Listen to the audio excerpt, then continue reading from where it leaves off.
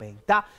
Vamos, diretor, vamos girando o nosso papo da fofoca, tá? Tem muita coisa acontecendo.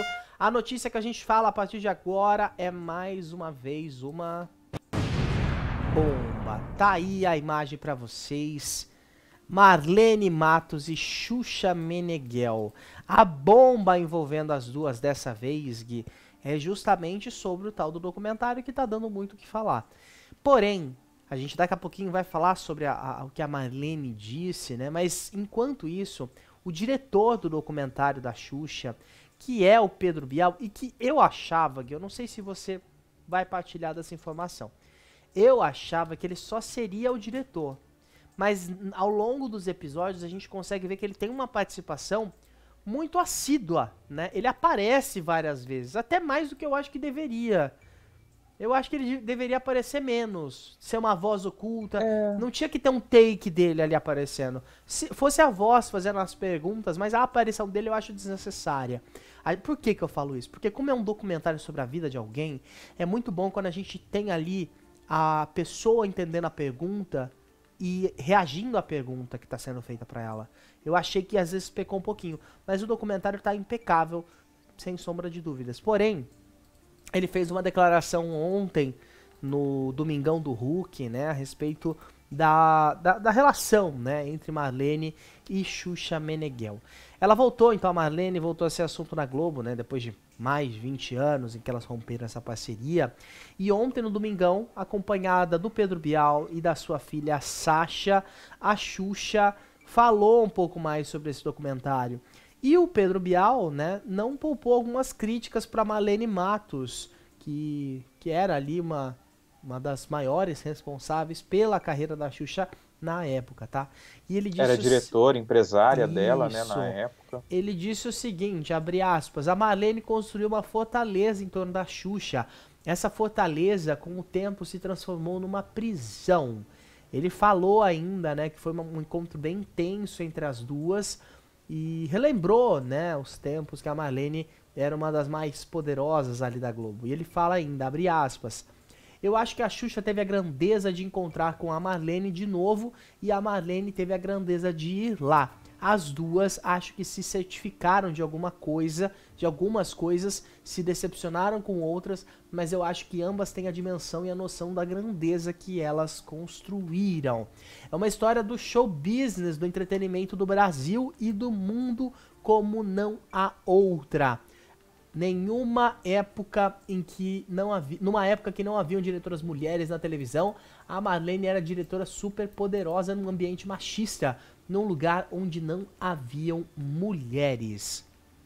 E aí o Luciano Huck falou, né, a respeito daquela época em que a Xuxa era trancada no hotel. Eles mencionaram um pouco isso, porque é complicada a situação, né? É monstruoso você parar pra pensar que independente se é empresário, independente se é diretora, independente do que for, você pegar e trancar a pessoa dentro do quarto do hotel. E isso foi mencionado também em alguns trechos ali do documentário, acho que foi do primeiro episódio, né?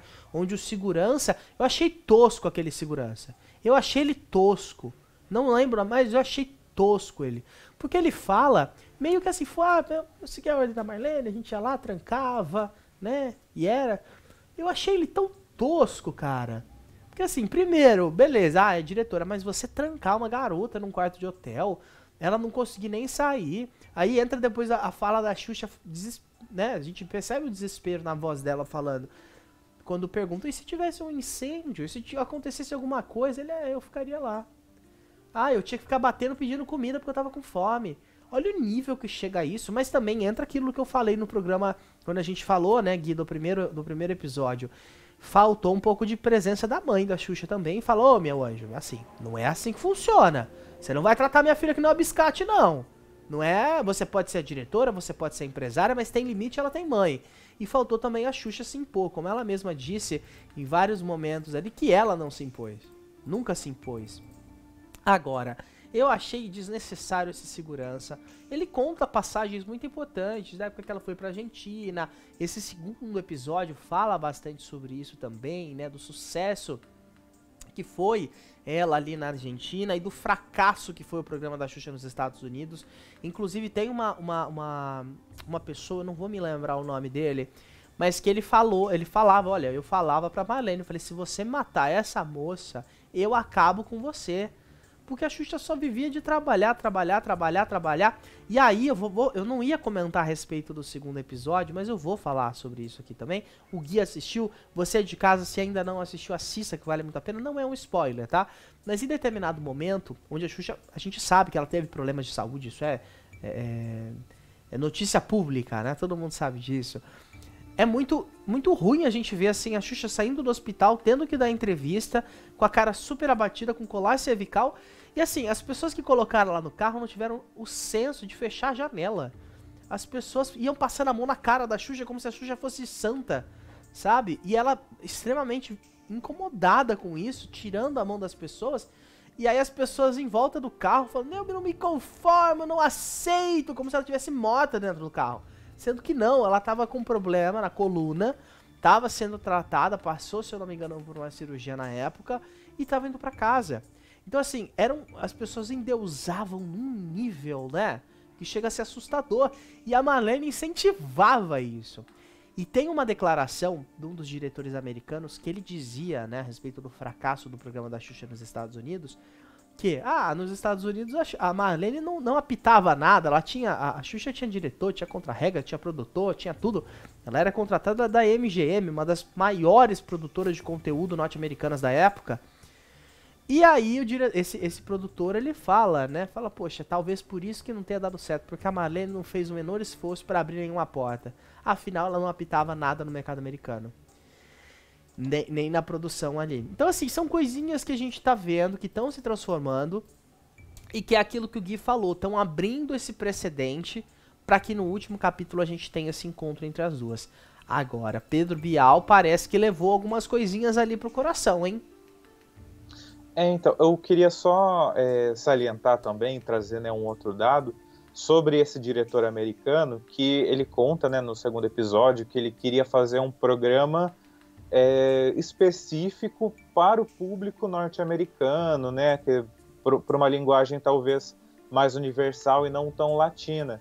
Só que ele tinha que conversar, como a Marlene, né, era a empresária dela, ele tinha que conversar e encontrar ali um equilíbrio para que tivesse, né, elementos da TV americana, mas que tivesse os elementos que formaram, né, a pessoa pública da Xuxa, né, o formato, né, de programa infantil que a Xuxa fazia no Brasil e nos países, né, da América Latina, na Espanha, tudo. E um comentário até que a Xuxa fez no Domingão com o Ru, e que a gente viu esse diretor americano também falando no documentário, que assim, não foi a Marlene Matos que levou ela para os Estados Unidos e que ela fez, né, todos os trâmites, tudo lá.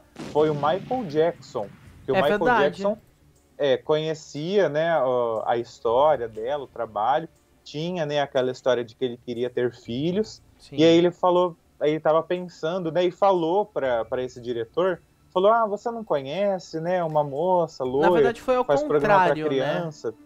Foi ao contrário. Esse produtor que deu a entrevista no documentário, ele já tinha trabalhado com o Michael, só que o produtor não conhecia a Xuxa. E aí, isso, o produtor não conhecia, o Michael que... Isso. Uhum. Aí ele perguntou pro Michael, você conhece uma tal de Xuxa? Ele até brinca que não sabia pronunciar o nome da Xuxa, né? Uhum. E aí o Michael, sim, ela é ótima. E ele até fala, né, isso tá no documentário, esse produtor fala, bom, se o Michael Jackson disse que ela é boa, no mínimo ela deve ser boa, né? E aí ele foi atrás das fitas, buscou saber um pouco mais e descobriu que ela era um fenômeno no Brasil. Fizeram essa parceria, ela foi, gravou, acho que 60 programas nos Estados Unidos, né? Mas que assim, ela tinha uma forte barreira do inglês, né? Ela falava um inglês meio ruim ali. Tentaram ensinar... ela teve acho que 2 meses, 3 meses, né, pra aprender. Pouquíssimo tempo.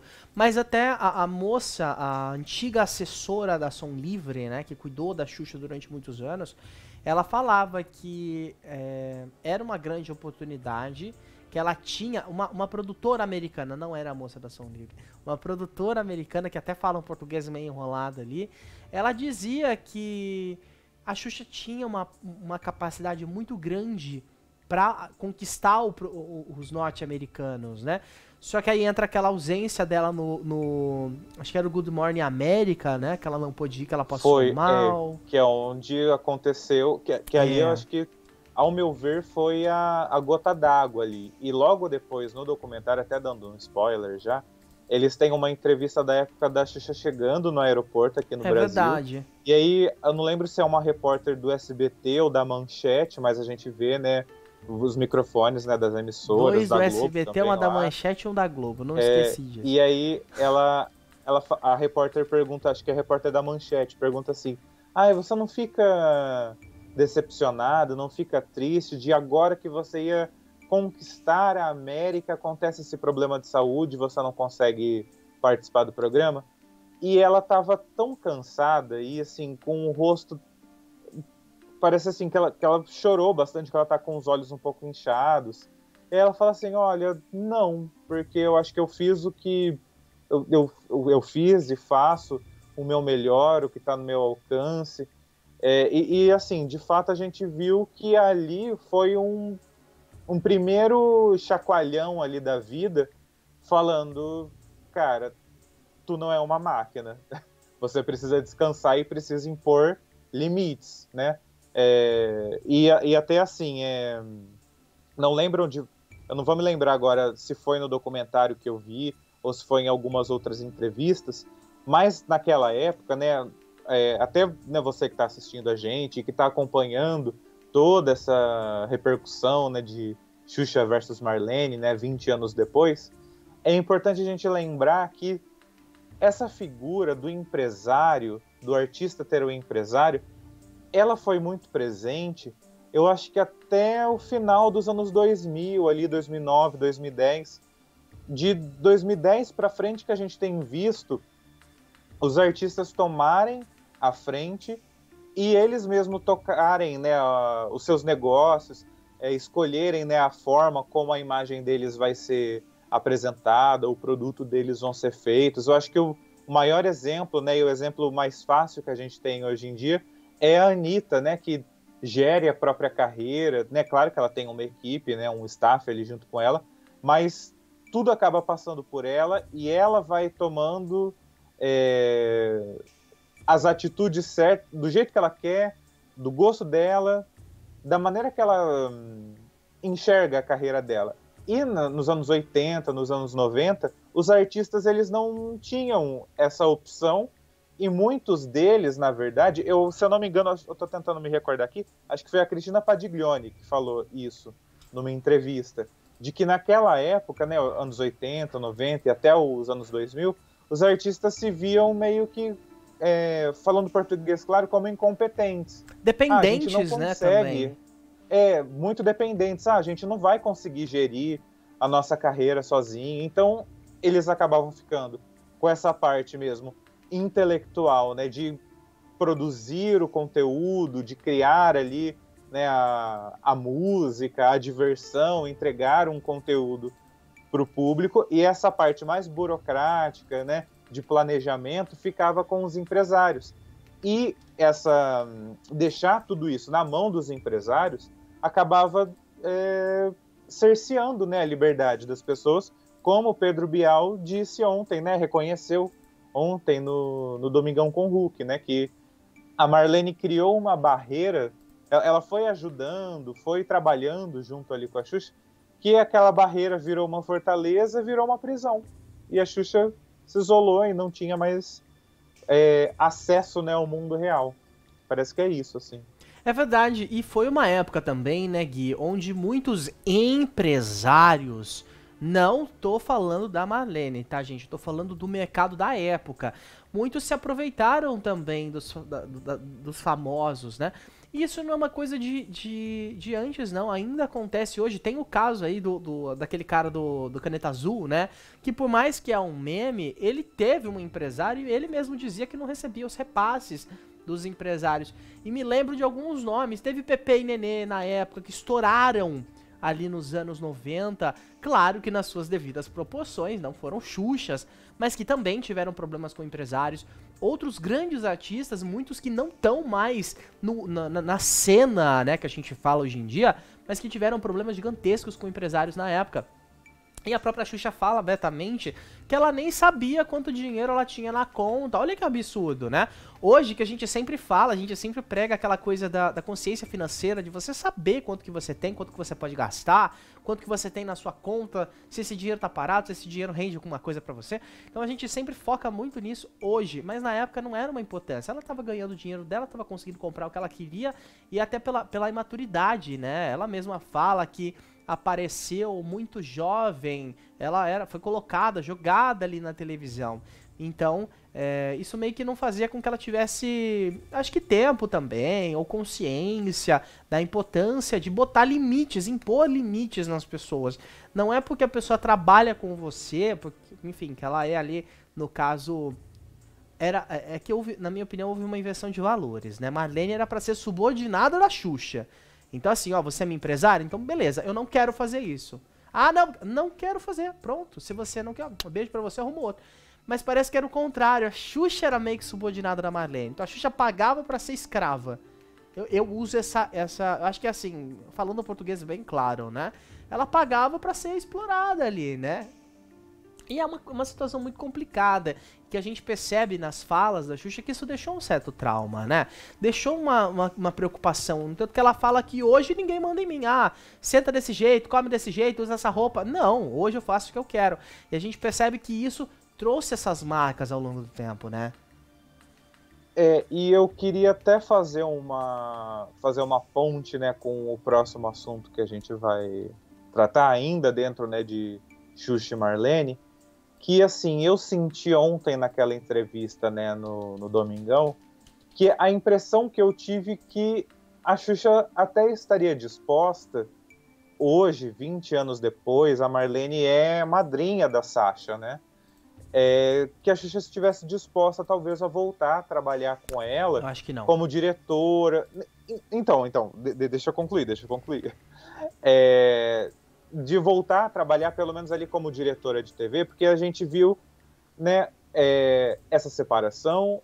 Aí a Marlene foi para a Band, tentou fazer acontecer, né, alguns outros artistas. A Kelly Key, na época, estava na Band fazendo Band Kids. Nicole Balls depois, mas aí não foi na Band, foi numa outra emissora.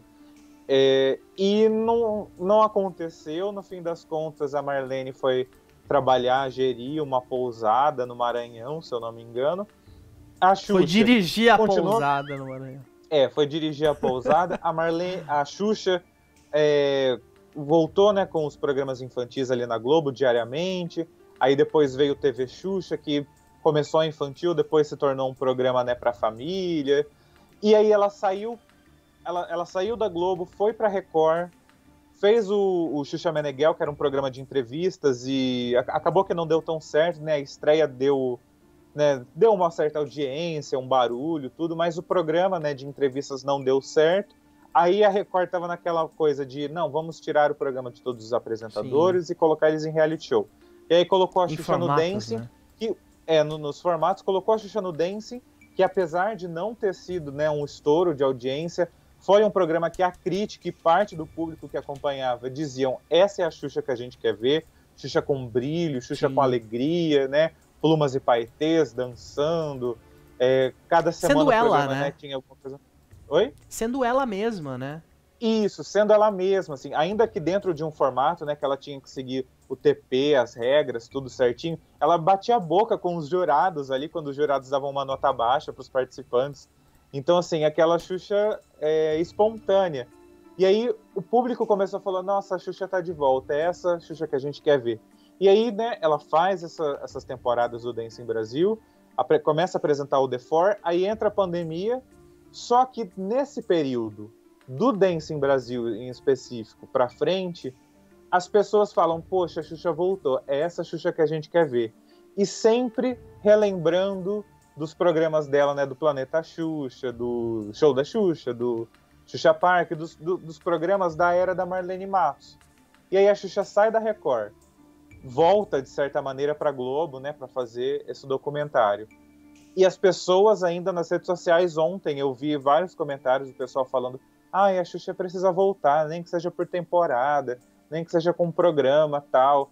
E aí a Xuxa fala assim: nesse encontro eu esperava que ela pedisse desculpa, que a Marlene pedisse desculpas, reconhecesse, mas ela não reconheceu. Ela disse que não veio aqui para pedir desculpa nem nada, e aí ela emendou assim: eu achei que ela ia chegar uma bruxa lá, mas ela não chegou bruxa, ela chegou fadinha. E aí